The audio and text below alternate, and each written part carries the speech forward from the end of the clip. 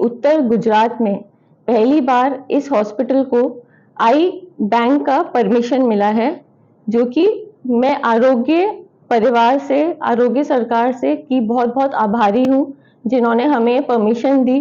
जो लोग हमारे यहाँ से पहले अहमदाबाद जाते थे, वो अब यहीं पे आई ट्रांसप्लांट करा पाएंगे। आँख की काली पुतली की बीमारी होने का इलाज कराने के लिए 125 किलोमीटर दूर जाके ऑपरेशन कराना पड़ता था, वो यहीं हो जाएगा। अब हम यहीं से आँख लेके यहाँ पे स्टोर करके और यहीं पे उनको दर्दियों में यूज़ कर सकते हैं।